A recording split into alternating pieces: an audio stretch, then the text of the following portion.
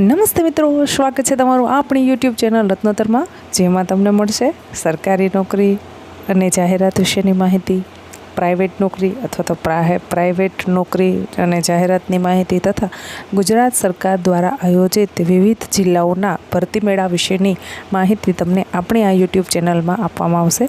આપણો એક એવો પ્રયાસ છે કે આપણે આ યુટ્યુબ ચેનલના માધ્યમથી કોઈ પણ રોજગારલક્ષી જો આપણા પાસે માહિતી આવે તો તેને આપણે વિડીયોના માધ્યમથી લોકો સુધી પહોંચાડવાનો પ્રયત્ન કરીએ છીએ.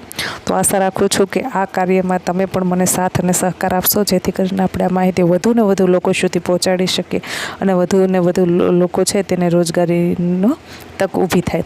હવે આપણે વાત કરીએ તો કે ગુજરાત સ્ટેટ લાયન કન્ઝર્વેશન સોસાયટીમાં 11 માસના કરાર આધારિત ધારી ખાતે ધારીની વન સંરક્ષણ કચેરીમાં વેટરનરી ડૉક્ટરની એક જગ્યા માટેની જાહેરાત બહાર પાડવામાં આવેલી છે.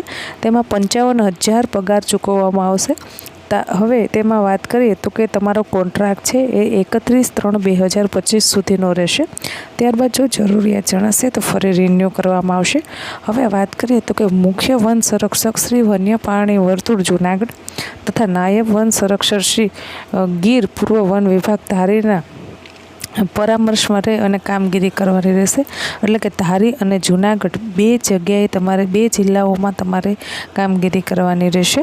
હવે આપણે વાત કરીએ તો તારીખ 20/9/2024ના રોજ ઓપન ઇન્ટરવ્યૂ રાખવામાં આવેલું છે. ત્યારે તમારે તમારા ઓરિજિનલ પ્રમાણપત્રો, અનુભવનું પ્રમાણપત્ર, બધા જ ડોક્યુમેન્ટ સાથે લઈ અને ઉપસ્થિત રહેવાનું રહેશે. ઉપસ્થિત થવાનો સમય છે બપોરના 1થી લઈ અને 3 વાગ્યા સુધી તમે ઓપન ઇન્ટરવ્યૂમાં હાજર રહી શકશો. હવે તેમાં આપણે વાત કરીએ તો કે એડ્રેસ નોંધી લેશો કે કઈ જગ્યાએ તમારે ઓપન ઇન્ટરવ્યૂમાં હાજર રહેવાનું છે. તો નાયબ વન સંરક્ષક ગીર વન વિભાગ ધારી વેકરિયાપરા અમરેલી, તાલુકો ધારી અને જિલ્લો અમરેલી. આશા રાખું છું કે તમને માહિતી પસંદ આવી હશે અને વધુને વધુ લોકો સુધી શેર કરો. અને આમાં વય મર્યાદા છે એ 18 વર્ષથી ઓછી ન હોવી જોઈએ. 18 વર્ષથી લઈ અને કોઈ છેલ્લે અંતિમ વય મર્યાદાની કોઈ સ્પષ્ટતા સાથે ઉલ્લેખ કરેલો નથી. એટલે કે 50 વર્ષ કે 52 વર્ષવાળા પણ જો એપ્લાય કરવા માંગતા હોય તો તે લોકો એપ્લાય કરી શકે છે.